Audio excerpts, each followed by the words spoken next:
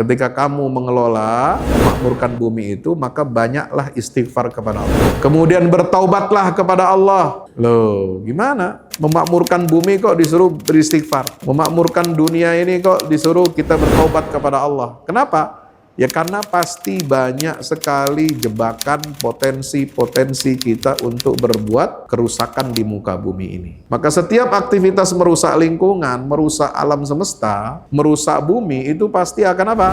Akan mendatangkan konsekuensi, akan mendatangkan iqab, sanksi, hukuman dari Allah. Itu bagaimana? Ketika bumi ini dirusak oleh manusia, maka hukum alam itu bekerja. Apa yang dirusak oleh manusia itu nanti akan kembali lagi kepada manusia untuk merusak kehidupan umat manusia. Makanya di dalam surat Ar-Rum ayat 41 Allah Ta'ala berfirman, ظهر الفساد في البر والبحر بما كسبت أيدي الناس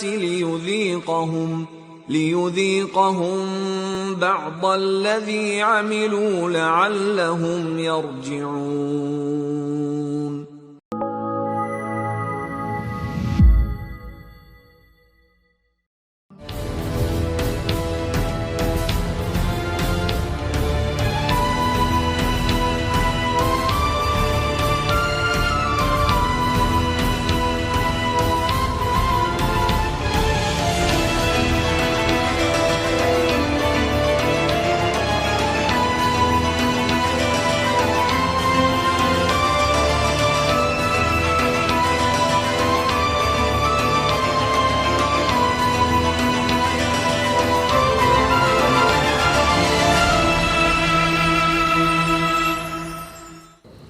Wahyikum bitahiyatil Islam. Assalamualaikum warahmatullahi wabarakatuh. Bersyukur kita kehadirat Allah Subhanahu wa ta'ala dengan senantiasa mengucapkan alhamdulillahi rabbil alamin. Alhamdulillah atas semua nikmat, karunia, taufik dan hidayah. Alhamdulillah juga atas musibah dan bencana yang Allah berikan kepada kita. Kenapa musibah dan bencana kita juga mengucapkan alhamdulillah? Salah satu rahasia dan sebabnya adalah kata para ulama, karena musibah itu, bencana itu menjadikan kita ingat kepada Allah, menjadikan kita ini merasa kecil di hadapan Allah, sehingga kita selalu bermuhasabah dan mohon ampun kepada Allah. Maka kata Nabi SAW, ajaban li amril mu'min, sungguh ajaib, menakjubkan perkara orang-orang yang beriman itu, in asabathu sarra syakar, kalau dia mendapatkan kenikmatan-kenikmatan dia bersyukur. Salah satu rahasia kenapa kita selalu diingatkan oleh Allah Subhanahu wa ta'ala tentang bencana dan musibah ini adalah agar kita menilik kembali ya, bahwa bencana itu tidak terjadi serampangan. Jika terjadi bencana, apalagi itu yang disebabkan oleh tangan-tangan manusia, maka berarti ada krisis dalam kehidupan kita. Ada krisis yang paling utama adalah krisis tauhid. Ya. Sebab Allah Ta'ala berfirman, wa ma asabatkum min musibatin fabima kasabat aydikum wa ya'fu an katsir. Apa saja musibah yang menimpa kalian, tidaklah itu terjadi kecuali karena ulah tangan kalian. Ulah tangan manusia itu sendiri. Ya. Maka itu kita selalu diingatkan oleh Allah agar senantiasa kita bermuhasabah. Ya, kenapa bencana itu pangkalnya adalah karena krisis tauhid? Karena mari kita ingat kembali awal kejadian manusia. Ya, sejak awal kejadian manusia ini di dalam Al-Qur'an surat Al-Baqarah Allah mengingatkan kita bahwa kita adalah penerima amanah dan mandat dari Allah. Ya. Ketika Allah mengungkapkan rencananya untuk menciptakan manusia di atas muka bumi ini sebagai khalifah, maka malaikat langsung keberatan. Ya, bukan karena nggak suka sama manusia, tapi karena pengalaman sebelum ada manusia sebagai khalifah di bumi, ada makhluk-makhluk sebelumnya yang juga menguasai dan mengelola bumi ini, tetapi mereka salah dalam mengelolanya. Maka dinyatakan di dalam Al-Quran, wa idh qala rabbuka lil malaikati inni ja'ilun fil ardi khalifah. Ingatlah ketika Tuhanmu berkata kepada malaikat, ya, bahwasanya aku akan menjadikan seorang khalifah di atas muka bumi ini. Itu rencana Allah. Qalu ataj'alu fiha man yufsidu fiha. Malaikat langsung menyatakan apa? Ya, keberatannya, menyatakan apa? Unek-uneknya.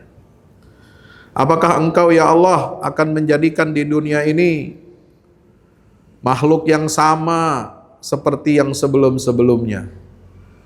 Karena biasanya kalau ada makhluk yang diberikan oleh Allah mandat dan kewenangan untuk mengelola bumi, itu punya kebiasaan yang sama. Apa kebiasaannya? Dosa dan maksiatnya, yaitu apa? Man yufsidu fiha. Suka berbuat kerusakan di atas muka bumi ini. Wa yasfikud dima, yang kedua suka menumpahkan darah, membunuh. Ya, kenapa? Rebutan. Ya, rebutan sumber daya. Ya, zaman dulu perang itu terjadi, zaman klasik itu kenapa? Perebutan sumber daya alam. Dulu air, orang berebut air, perang. Zaman sekarang juga sama, orang rebutan air, perang. Dulu orang rebutan sumber makanan, jadi perang. Ya, rebutan sumber komoditas, komoditas yang penting, maka terjadilah perang. Ya, baik di zaman era klasik maupun zaman modern. Ya, makanya di Jazirah Arab itu sering terjadi kabilah antar kabilah itu perang. Kenapa? Memperebutkan sumber daya air dan sumber daya alam. Ya, bangsa Eropa menjajah bangsa-bangsa di timur, ya, di Asia, di Afrika, kemudian sampai ke Nusantara. Itu kenapa? Karena ingin menguasai sumber daya. Apa sumber daya komoditas yang waktu itu ya sangat mahal dan bernilai harganya, yaitu apa? Rempah-rempah. Ya, setelah periode rempah-rempah berakhir, ya, kolonialisme eksis di Nusantara selama beberapa abad, masuk di Eropa itu apa? Fase revolusi industri. Ya, revolusi industri ini apa? Mempercepat perputaran roda ekonomi manusia dengan apa? Dengan ditemukannya navigasi, kemudian pabrik-pabrik mesin untuk apa? Untuk memperbanyak, ya, rekayasa untuk membuat komoditas itu tidak lagi mengandalkan pada kekayaan atau barang sumber daya alam itu. Nah, itu perlu apa? Perlu energi, pasokan bahan bakar. Maka berlomba-lomba kekuatan kolonial barat mulai dari abad ke-18, 19, puncaknya abad 20 mencari apa? Sumber bahan bakar. Yaitu apa? Minyak bumi, ya. Yang berbasis apa? Fosil, ya, tenaga energi yang berbasis fosil. Kemudian mau habis, ya, itu dulu menimbulkan perang. Makanya begitu, berulang terus dalam setiap periode zaman ini. Maka di dalam ayat Al-Baqarah 30 itu Allah Ta'ala menyebutkan dosa awal manusia ini adalah satu, merusak alam, lingkungan. Yang kedua, membunuh sesama manusia. Ya, itu dosa dari dulu itu. Dari awal Allah Subhanahu wa taala sudah menyatakan itu sebagaimana perkataan malaikat, ya. Maka itu lihat surat Hud ayat 61. Hadirin yang rahmati Allah Subhanahu wa taala. Ketika Allah mengingatkan kepada kaum Tsamud, ya. Allah mengutus Nabi Soleh, mendakwahkan mereka, menyuruh mereka, perintahkan mereka untuk menyembah Allah semata-mata. Ya qaumi ibudullaha ma lakum min ilahin ghairuh. Wahai kaumku, sembahlah Allah. Esakanlah Allah, tauhidkanlah Allah satu-satunya. Tidak ada Tuhan yang berhak untuk kalian sembah kecuali hanya Allah. Apa alasannya? Huwa ansha'akum minal ardi wasta'marakum fiha.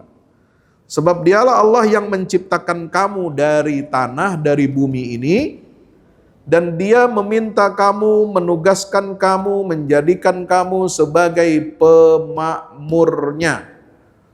Pemakmur apa? Bumi. Ya, Allah tidak minta kita untuk merusak, tapi kebanyakan manusia ini berkhianat. Ya, bukannya memakmurkan bumi, tapi justru malah merusak bumi dengan lingkungannya. Ya, wa ansyakum minal ardi wasta'marakum fiha. Maka ketika Allah menyatakan demikian, ya, Allah menyebut apa? Setelah pernyataan seperti itu, fastaghfiruh tsumma tubu ilai. Ya, ketika kamu mengelola, memakmurkan bumi itu, maka banyaklah istighfar kepada Allah. Ya. Kemudian bertaubatlah kepada Allah. Loh, gimana? Ya, memakmurkan bumi kok disuruh beristighfar? Ya, memakmurkan dunia ini kok disuruh kita bertaubat kepada Allah. Kenapa? Ya karena pasti banyak sekali jebakan potensi-potensi kita untuk berbuat ya kerusakan di muka bumi ini. Maka setiap aktivitas merusak lingkungan, merusak alam semesta, merusak bumi itu pasti akan apa? Akan mendatangkan konsekuensi. Ya, akan mendatangkan iqab, sanksi, hukuman dari Allah. Itu bagaimana? Ketika ya bumi ini dirusak oleh manusia, maka hukum alam itu bekerja. Ya, hukum alam itu bekerja.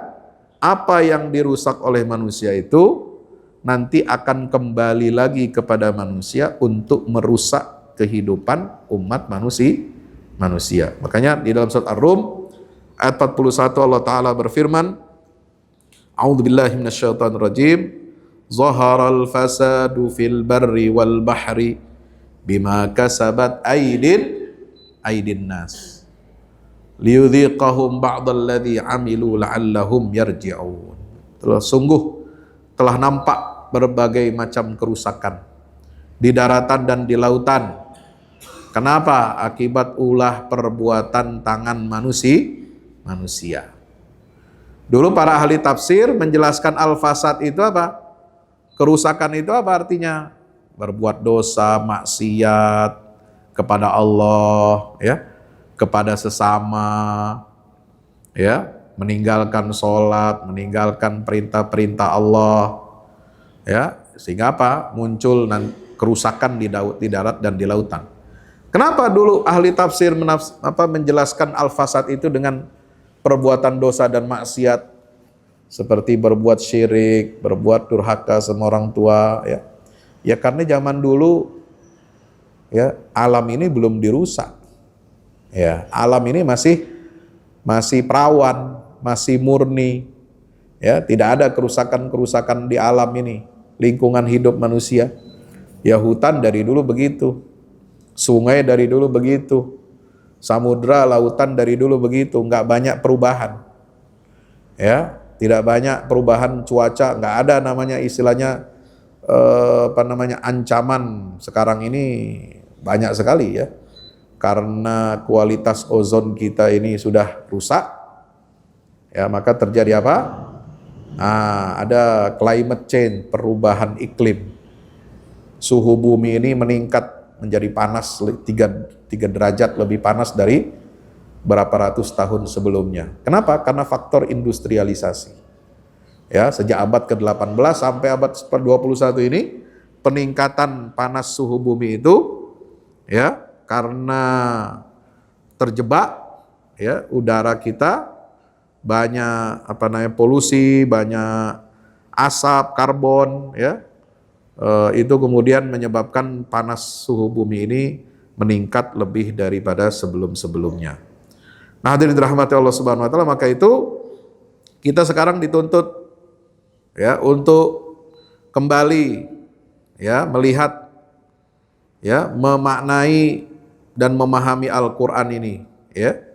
Bagaimana sesungguhnya umat Islam ini harus merespon ya bagian dari ketauhidan kita kepada Allah ini adalah dengan menjaga alam.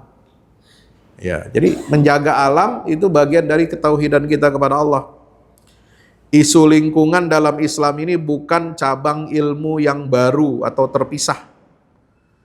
Melainkan isu lingkungan ini menyatu ya dengan pilar-pilar utama akidah dan syariat Islam. Satu, kenapa? Ya, karena tauhid di dalam agama Islam memandang alam itu sebagai apa? Manifestasi tanda kebesaran, keagungan dan keesaan Allah Subhanahu wa taala. Setiap partikel yang ada di alam semesta ini bertasbih kepada Allah. Kalau kita rusak alam itu, tanah kita rusak, hutan kita rusak, ya, sungai kita cemari, udara kita cemari, maka berarti kita sedang apa? Mengganggu ekosistem alam semesta yang sedang bertasbih kepada Allah. Ya, di dalam surat Al-Qur'an itu jelas. Wa im min syai'in illa yusabbihu bihamdi. Segala sesuatu yang ada di alam semesta ini mereka semuanya bertasbih mengagungkan asma Allah Subhanahu wa ta'ala.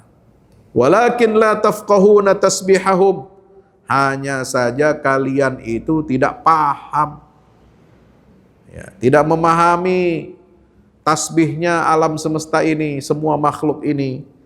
Ya, kalau kita memahami, memposisikan setiap partikel yang ada di alam semesta ini adalah bagian dari keesaan Allah, mereka sedang bertasbih kepada Allah Subhanahu wa ta'ala, maka kita harus perlakukan alam ini dengan baik.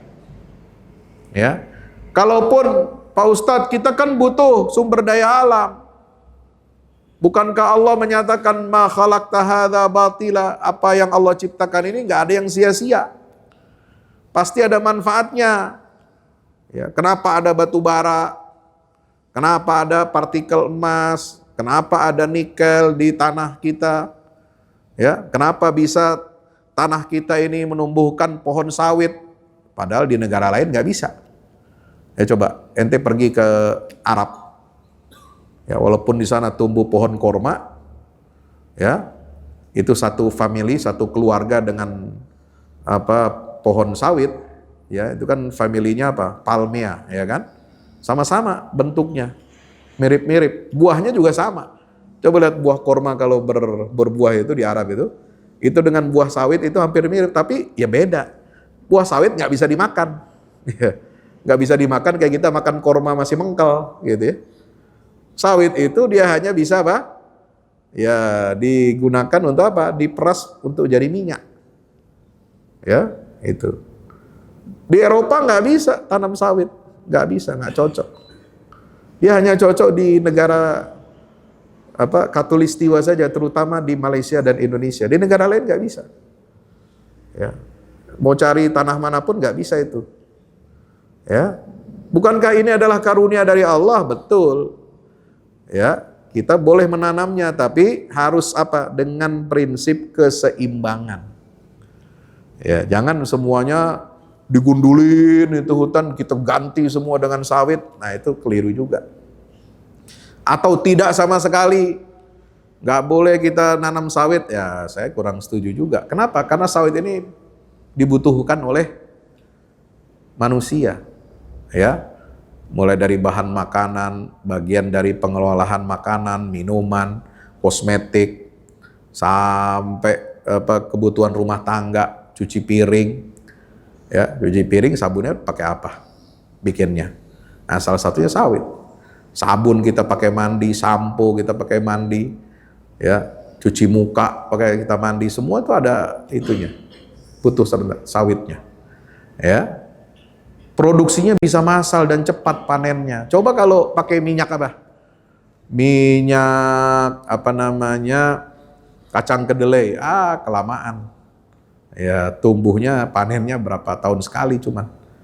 Minyak lagi kalau di barat itu ada banyak ditanam itu produksinya minyak bunga matahari.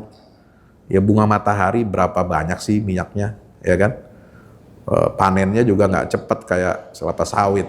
Nah, makanya di barat itu walaupun pakai ya dia pakai minyak bunga matahari itu ya karena kebutuhan goreng-gorengannya mungkin nggak sebanyak kita ya.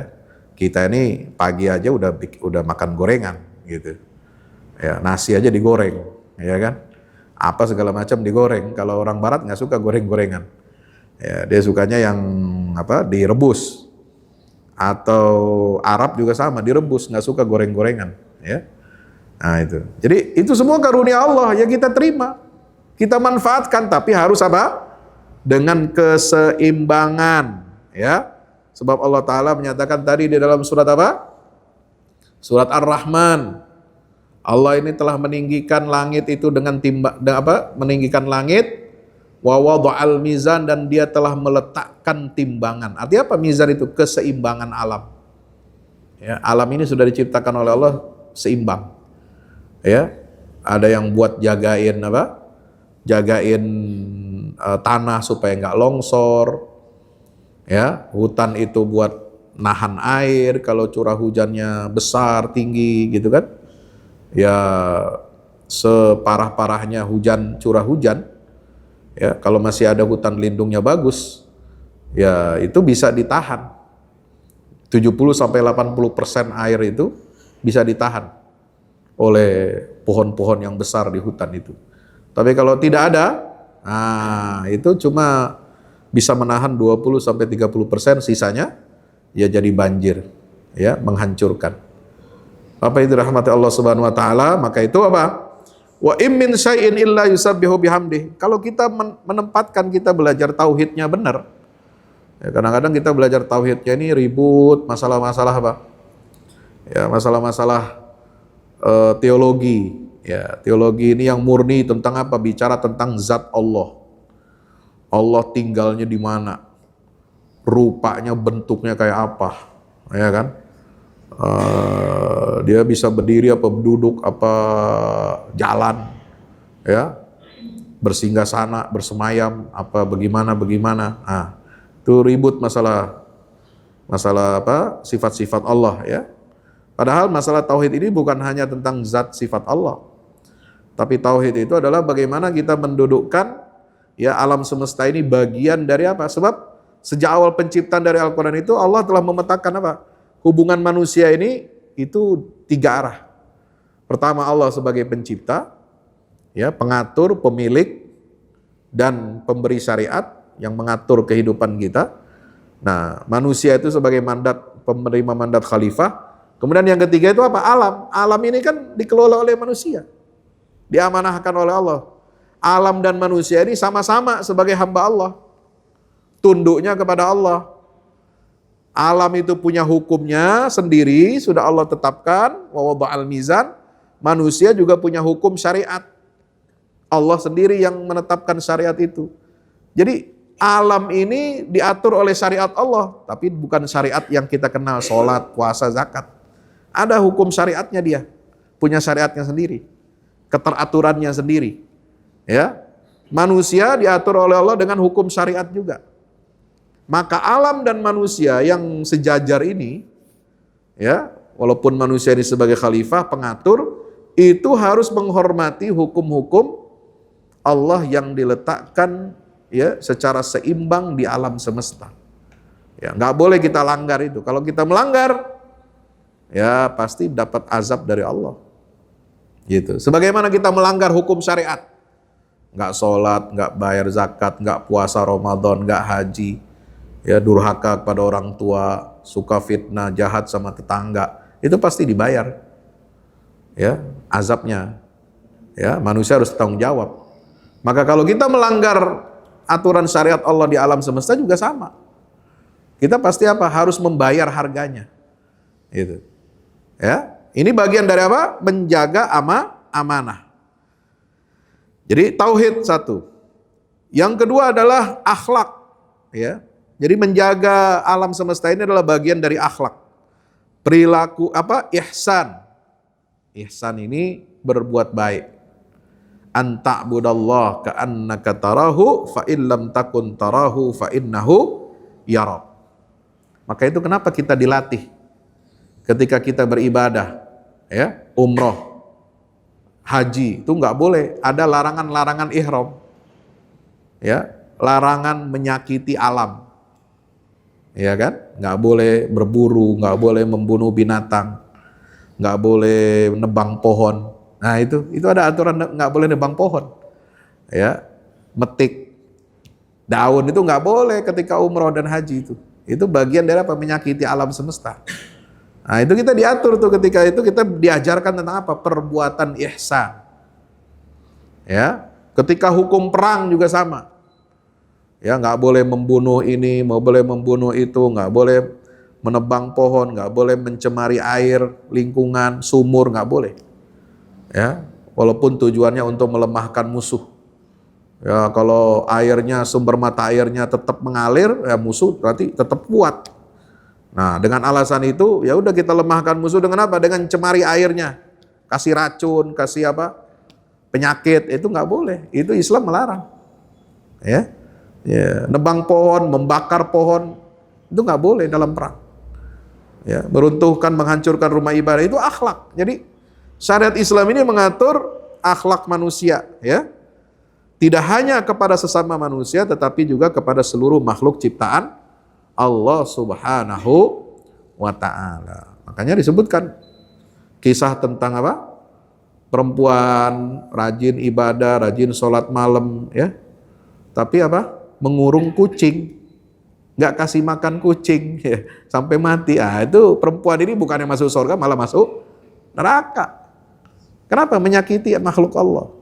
Sebaliknya ada orang yang nggak beriman kepada Allah, kafir, tapi dia ngasih minum anjing, ya itu bisa memberikan kebaikan bagi orang ini, ya dengan izin Allah Subhanahu wa Ta'ala. Insya Allah. Menjaga amanah bumi juga merupakan bagian dari syariat Allah. Yaitu dengan apa? Mengikuti aturan main Allah. Ada rule of the game. Ya, ada aturan mainnya kita mengelola bumi ini. Ya, boleh mengelola, boleh mengambil manfaatnya, tapi jangan apa? Berbuat fasad, kerusakan. Yang kedua, nggak boleh israf, berlebih-lebihan. Ya, wala tusrifu innahu la yuhibbul musrifin. Makanya di dalam ayat surat apa itu? Al-An'am, ya. Setelah Allah menyatakan apa? Wa atu haqqahu yauma hasadihi wala tusrifu. Ya. Setelah kamu makan, menerima rezeki dari Allah, jangan lupa kamu apa?